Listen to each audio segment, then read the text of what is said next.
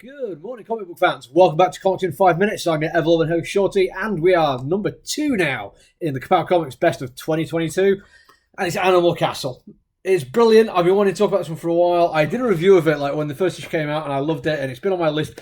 It was on my list before it came out because it is exactly my wheelhouse, and as always, that makes me judge things harsher because I don't want to put it in front of you because I happen to like the content and it happens to speak to me because of my political viewpoints. It has to be something where I think there'd be a reason why I pick it up, even if you didn't necessarily agree with it, but with the hope that it might change your mind. And this one absolutely could do that for you. It's very, very relevant and it's very timely. And it's also absolutely beautiful. To give you a concept for it, it's a spiritual sequel to Animal Farm, basically Animal Castle, and it's about when socialism, or communism for that matter, leans into heavy authoritarianism and how the people underneath it will survive and what they can do against it. And it's all from the point of view of animals. There are some humans in this story, but they're barely in it and hardly worth mentioning. And every single animal character in it is immaculately drawn.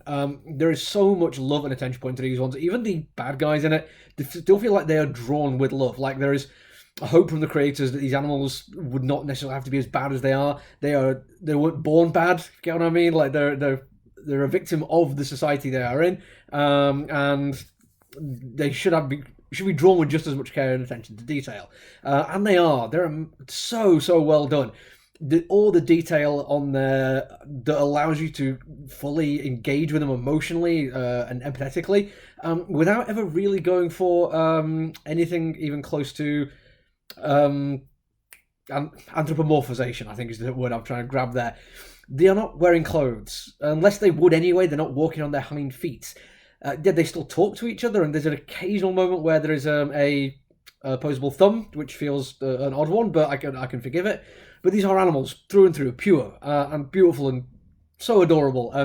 Also, when terrible thing happens to them, and there are a lot of terrible things happen to them, the artwork maintains that level of detail and intimacy to it, and it puts everything front and center. It means you cannot ignore it. It is horrible things happening to these animals, and you cannot help but empathize with them, or turn your head away when you see quite how horrific it gets. It does get bad. We are talking about a full-on authoritarian state with a very powerful police state, and people, the lowest rung of society, trying their best. I'm saying people here, animals, yes, to try and do their best to get out from under, or at least try to gain some measure of equality or equity. And it's a very hard thing to do. There's an awful lot of reasons why people don't rise up against oppressors. This comic doesn't really get into like the media and things like that, which are a big problem at the moment, but there is still political power, and the idea that state-sanctioned violence is the only violence, and they have this chance to be lifted up by a visitor. There's a name of it I've forgotten. Salazar, I want to say. Azalar, who turns up and actually shows them there are ways to undermine authority.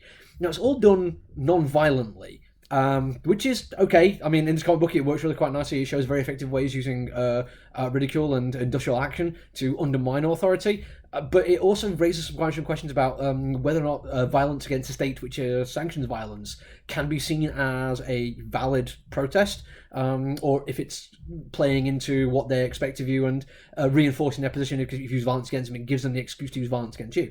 These are really interesting questions, and the kind of things which I enjoy reading because it challenges my own personal beliefs on it.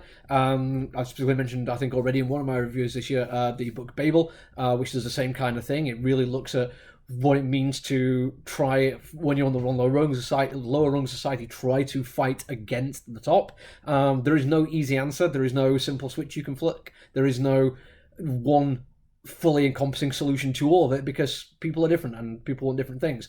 Nobody is going to automatically go along with what you said because they agree with you. Even there's reason behind everything, and this comic book fully engages with that on like so many levels. It uses real life historical examples, and also just shows you in detail what they do and how they organize, and it also shows you the cost. Like I said, terrible things happen to these animals, and a lot of this comes down to the repercussions for what they do. They are effectively, in their own way, they are being violent towards the state. Even though they're using non-violence, the state sees that as a violent attack. There's a sense of victimhood going on there, which is an entirely other conversation I could have with you.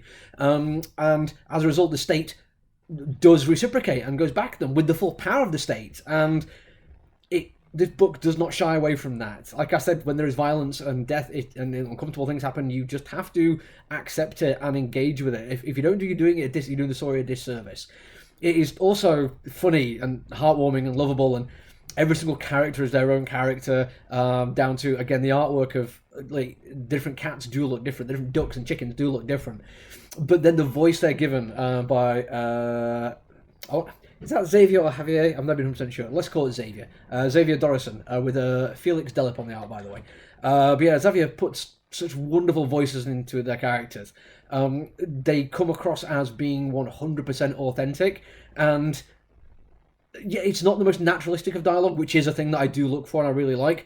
But because we are dealing with the idea of political rhetoric, I don't think it's as essential. I think the idea that people can speak in quite high-minded terms and they can use the kind of language which wouldn't necessarily the talking around a pub kind of conversations, it does make sense for this because they are trying to change people's minds. And yes, there is an argument said that you can come across as a bit bougie if you go too far in that direction, but in this it works. This is a political book through and through. It cannot be denied, and it's probably the only thing that might stop somebody getting it.